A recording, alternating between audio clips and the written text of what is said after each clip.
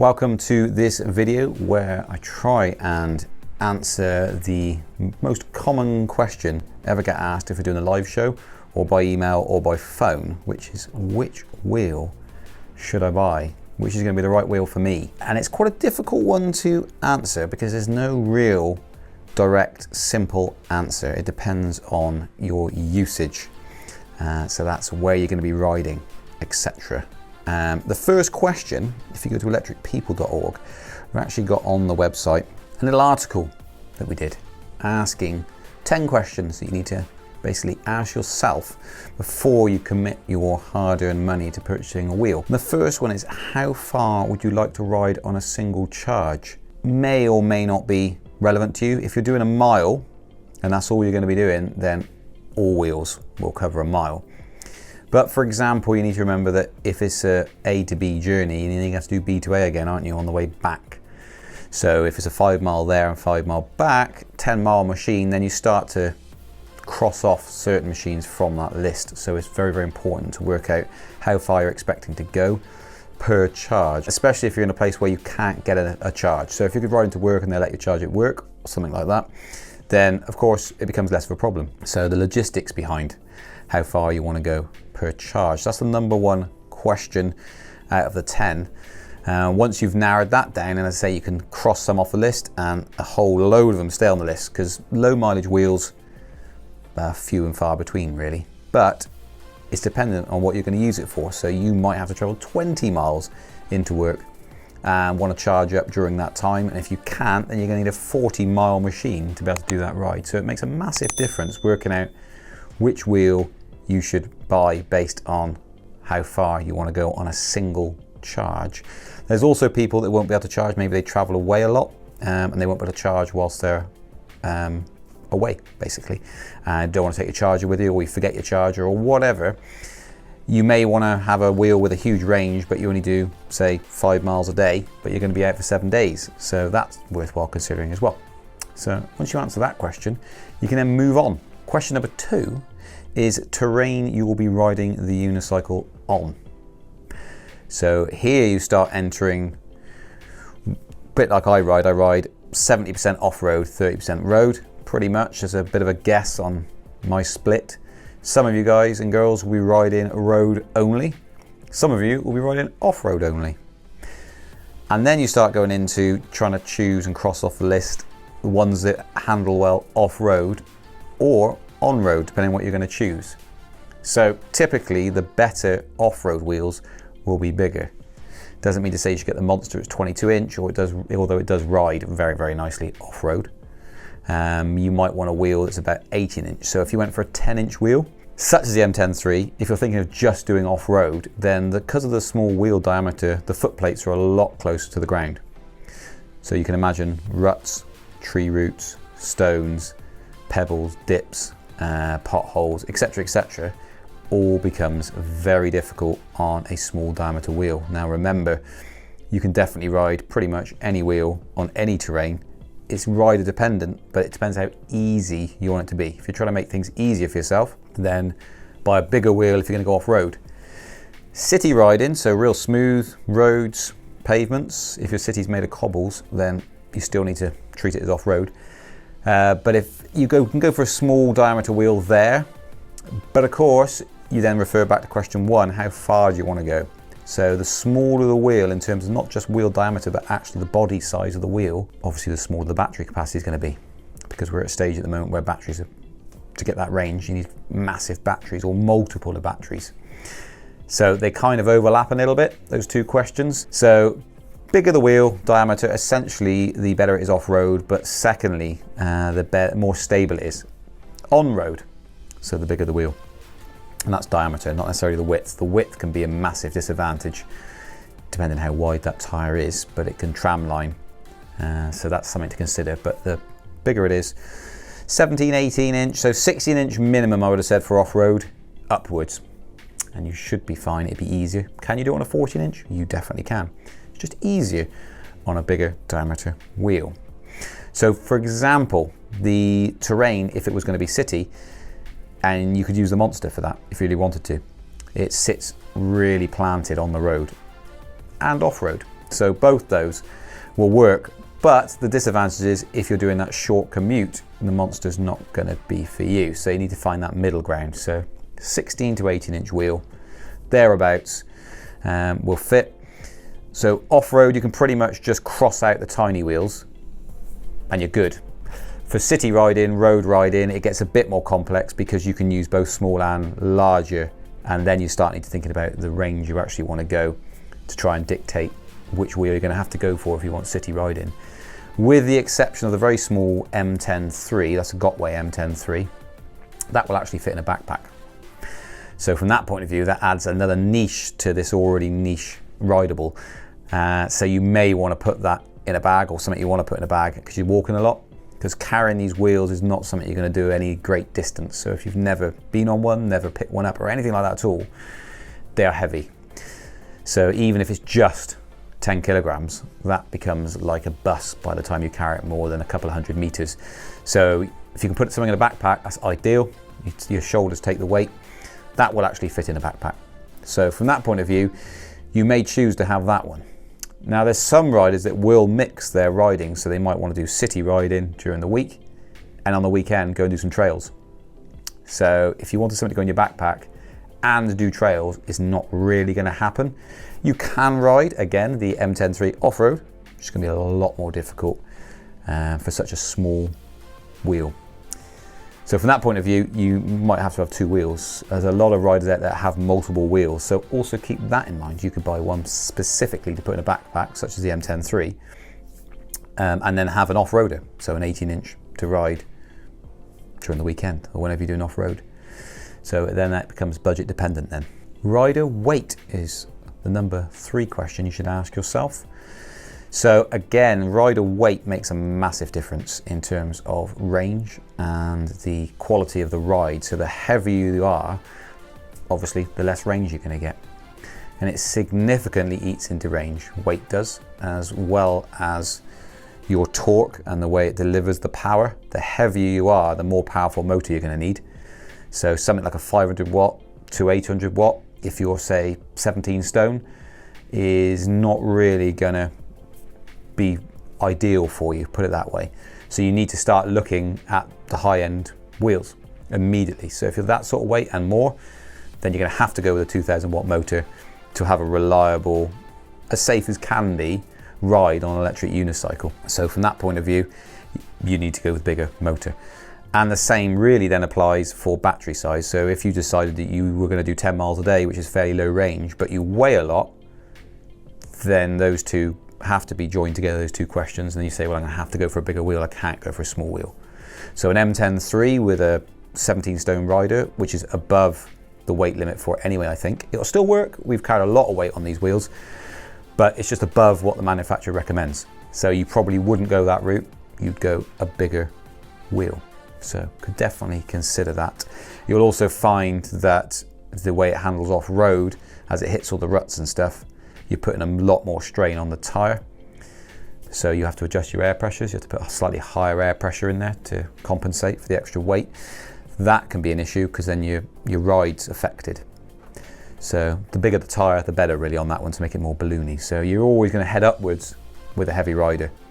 Lighter riders tend to have a bit more choice. Number 4 is commuting on your unicycle, or is it just for fun? Or is it both? Now we kind of touched on this with the on-road, off-road, so the terrain kind of covers that. But there's extra bits of detail that you can include in there. So think about your daily journey, your commute that you're going to be doing if you are commuting. You're going to have to consider whether or not you're going to be carrying this. So central London, you want to use the tube. Very often you have to go down 2 flights of stairs to actually get there, so underground. And of course, if you climb down them, you've got to go up them as well. So if you've got 2 sets or 3 sets of stairs that you need to go down, you're going to have to go back up them again, and you have to do that several times a day. A heavy wheel is going to be a bit of a bind, so you need to consider that. And if you're parking out of town and then you are traveling on train in or whatever, or you go on a train to start with into central London, for example, then you want to think about where you're actually going to store this wheel. So if you've got a massive wheel like a Monster, it's not going to be stored anywhere. You're going to have to hold on to it for the journey, and that applies usually for the 18-inch wheels as well. You won't be storing them somewhere, usually, unless the train's got a special storage area. But more often than not, you're gonna have to hold on to that. The Nidal M10-3 and other wheels you can put in a luggage compartment, as long as you keep an eye on them. So that's worth considering. It has to be said, in terms of a theft point of view, someone stealing a big wheel is gonna be very difficult. As I say, carrying them more than 100 meters kind of thing starts becoming a major problem, so no one's gonna steal it. If they've got a Nidal M10-3 in a bag, they could pinch that potentially, unless it's on your back, of course. So those are worth considering. And if you're just using it for fun, so if you're just popping out for a few miles, again, it crosses over with how far you want to go. So think about those things, but also the practicality behind owning a bigger wheel versus a smaller wheel in terms of carrying it. If you get to your office and you have to go up flights of stairs, you're not going to want a big wheel, are you? You don't want to be doing that twice a day, going up and down. If you pop out for lunch, yeah. So keep that in mind. That's very personal to where you actually stand in your daily commute. So definitely keep that in mind, and that'll help you make a decision on it. Carrying on for that is number 5 with carrying the unicycle. Are you going to be carrying it at all? And those two link in. So think about that. Carrying it, if you are, then the lighter the wheel, obviously the better. But there's also another section to that, is you need to be looking for a wheel with a cutoff, unless you want to be booting the wheel down every single time you get to a curb or steps, which can be a bit of a pain. Some wheels you need to bring basically to a complete stop, press to turn off. If you're in a busy environment, you've been pushed through by a crowd, and you're wheeling the wheel along, and you get to some steps and you're still slightly moving, it won't shut down. So you actually need to break your walk and stop, bend down, turn it off, then pick it up. The one with the switch, you can roll along, pick up the handle, and it goes did and turns off if it's got a switch underneath or a sensor which detects it's being picked up. So in that case, if you're going to be carrying it a lot up steps, you don't want to be carrying it long distances, but up steps, then you might want one with the convenience of a shut-off switch. So it keeps the wheel on, but it turns the motor off.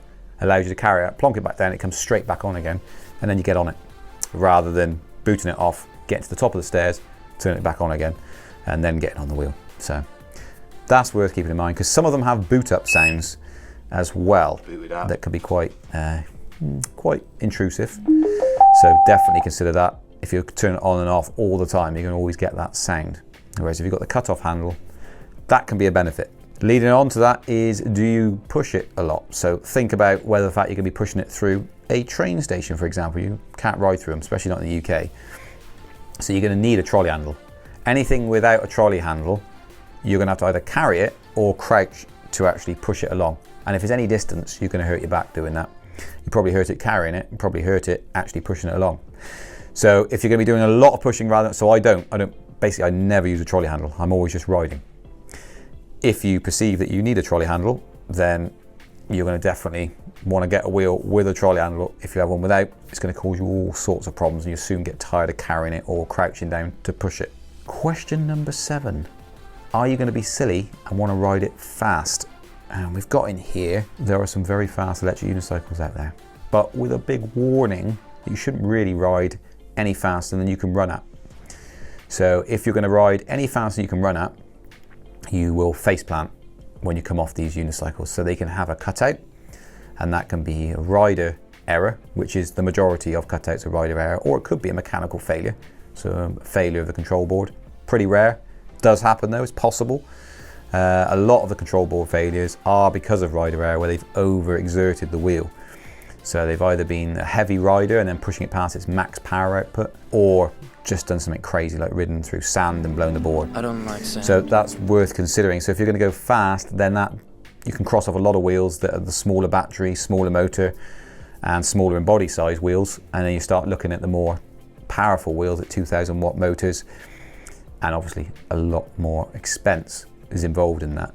But we don't recommend that you go fast anyway. And certainly if you're going faster than you can run at, then you need to wear a full face helmet, gloves, body armor, ideally, so knee pads, elbow pads.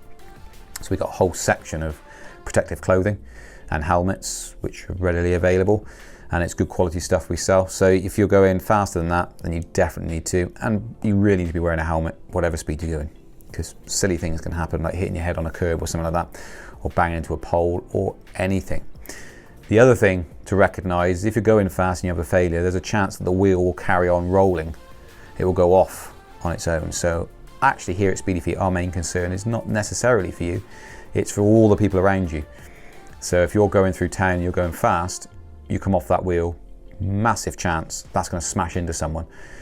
And one little leaflets we put in when we sell the wheels, it actually says on the back an example of riding along at 25 miles an hour and throwing your wheel at someone out of a car window.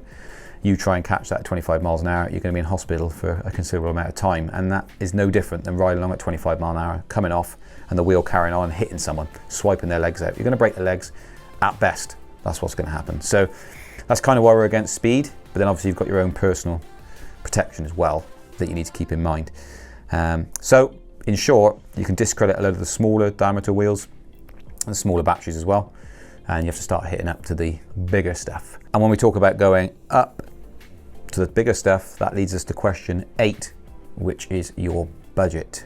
So I've actually written here in this article, I would take into account your cost savings, if any, of buying an electric unicycle and using it for commuting. So if you're commuting, then obviously it's going to be a cost saving. If before you were driving your car, paying for parking, getting on a train, paying for the train or bus, if you're going to do a whole commute on the wheel, there's a cost saving to calculate in as well. So that might lead you to be able to buy a more expensive wheel because you'll pay it down a lot quicker in cost savings, perhaps. If you're using it, of course, just to play about on, then there's going to be no cost savings, just an expense. So definitely worth looking into that. Now, if you're one of the smaller wheels or even the cheaper wheels fits into your budget and you don't want to spend any more, so we do a V5F, currently at time of filming it's £625. That's like the cheapest wheel we do. That's actually a good wheel. So there are wheels out there on eBay and places like that. They're a couple of £100. They're not going to be any good, pretty much. You can pretty much guarantee it. They might be all right as a scrapper, as we call them. You learn to ride on it, you smash it up, and then you don't care about just throwing it away after. That sort of thing. But for anything that you want in, day out, to be riding on, they won't really be suitable. So the wheels we sell, you can commute on all of those. But of course, they have to fit what we just talked about prior.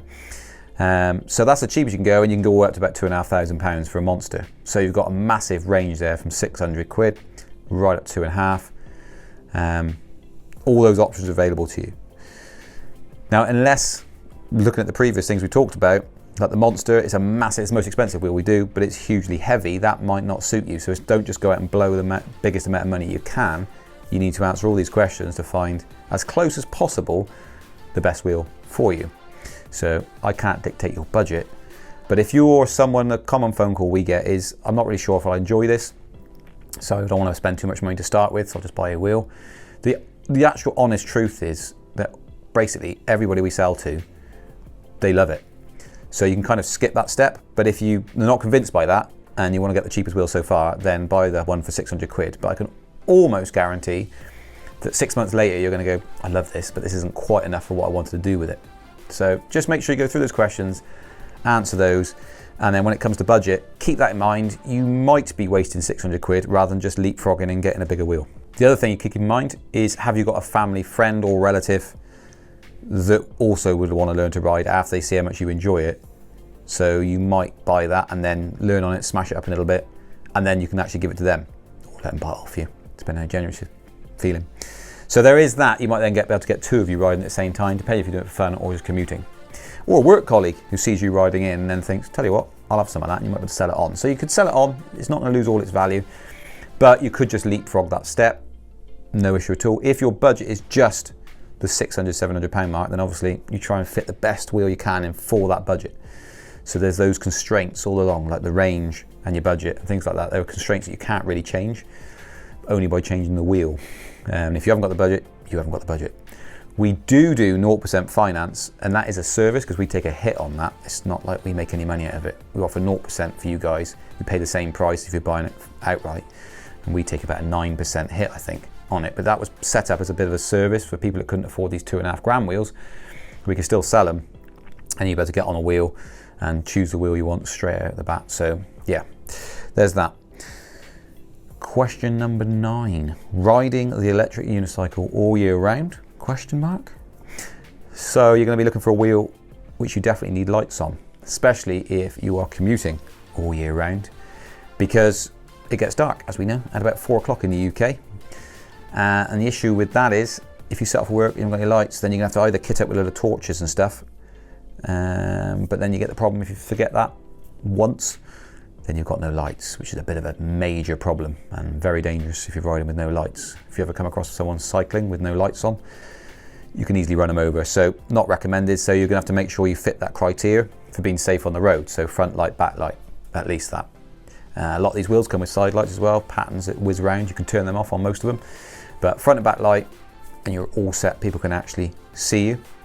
The other thing to think of is then your clothing for the winter. So if it's icy, they're not the safest wheel to ride by any means. So you could choose another mode of transport perhaps if it's snowing or if it's icy. But you need to bear that in mind. If you're riding it all year round, you might not be able to get a wheel and ride it all the time. You can ride in the rain. Most of the wheels are fine to ride in the rain. I've ridden most in the rain. But of course you need to have the right appropriate footwear, trousers and top to keep warm, etc. So it's always worthwhile keeping that in mind. You can get covers for some of the wheels, not all of them again. So that's another thing to think of. But keep those in mind, riding all year round. The other thing to keep in mind, if we pop back to question 1, how far we like to go in winter. So if you're riding at 0 degrees, for example, your range is going to be cut by about 30 to 50%. So that's another thing you definitely need to keep in mind, is that in winter your range will drop by 30 to 50%. Some customers have bought in summer, the start of summer, have then emailed in and say, well, there's something wrong with the battery, but all it is the cold. That's how lithium ion works. Same with electric cars, you lose a large amount of range. So keep that in mind if you're buying something that only does 10 miles, but you need that 10 miles. In winter, you're not going to get it, so you're going to have to upgrade. Before you find that out, we're pre-warning you, in winter you will lose range. Nothing you can do about it. You can keep it in your living room or whatever, somewhere warm to keep the batteries at that room temperature. So 21 degrees C is the optimum. That's what they're tested in to give the range results, not ours, but the manufacturer range results. So you can keep it at that, but of course, as soon as you head out, they will generate warmth when they're being used.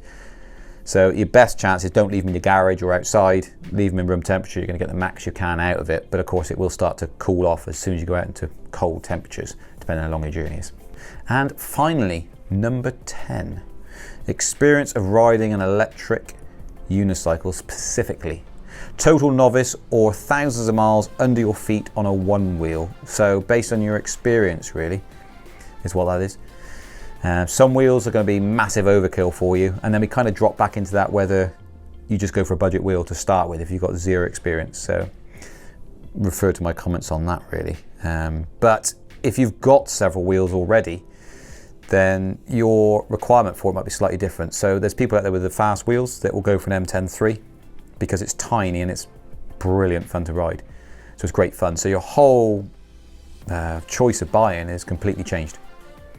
You're buying it just for fun, and you don't need to worry about any of the criteria. Saying I want to buy a tiny little wheel that I can fit in a backpack and then ride because it's so torquey and very maneuverable. I want to buy that and experience that. That's a totally different thing. So I would say refer to all these 10 points, run through them, and that should give you a pretty confident approach to buying your first wheel or your second or third or fourth wheel just by using those approaches. And if you've ridden before, you're going to kind of know all these things in your head, what you're going to be using it for, and you understand the practicalities of actually owning a wheel. So go through all those and try and work it out from there. Now, if you look at our website on the All Unicycle section, pretty much every single one of those has got at least one video, if not more than one video, helping you decide, and it's talking specifically about that exact model. We've tested it in the real world. So you can actually go and view that video. You can see it from being in a box, taken out of the box, brand new, charged up, doing a range test in whatever the temperatures, conditions were at the time, off multiple terrains. And you kind of get the best idea of what the wheel is actually going to do in real life. That's why we do the videos. Every single one of those wheels, as I say, pretty much has got at least one video on it, if not 3 or 4 videos on it, detailing it through a life of 1,000 kilometers of use. So then that gives you that extra boost of confidence when you're buying that wheel. You've seen that we've taken them out of the box, used them, and then we detail any issues we've ever had with it, because nothing's perfect. And if there's any quibbles with it, any problems with it whatsoever, we talk about it. We talk about the range, has it held the range, how have the batteries performed, talk about everything. Handling on the road, off-road. Yeah, we pretty much talk about everything. So go and check out speedyfeet.co.uk. If you could share this video for anyone that is thinking about getting a wheel, or you think it's useful, share it on the forums, go and like our Instagram account, so go and follow us there. Basically share the channel, Speedy Feet UK YouTube channel. Go and like our Facebook page and check out the links at the end of this video and in the description, and comment below. If you've got any comments, comment below. We'll be interested to hear your thoughts. Hope this video has been helpful for you. Tried to make it as in-depth as possible. There's no way of absolutely 100% saying this is the wheel you need. So we tried to do this video as best as we can to fit in with that. And we did have the idea of getting all the wheels we sell and then critiquing each of the wheels. But the trouble is you end up just going woof and having one that you say, oh, you've got to have this one. And that's not going to be a true reflection, because actually we've got all these wheels on our website. We actually sell all those wheels. It's not like someone buys that one once, thinks it was a massive mistake and just jumps straight to B, I'll call it, the B wheel. They don't do that. People actually buy these specific wheels for specific usage patterns, basically. So there is no perfect wheel for anyone, but that list that I've just detailed should give you massive insight, especially if you're buying your first wheel, onto how to choose correctly to start with and not waste your hard-earned cash. I will see you on the next video. Thank you very much for watching.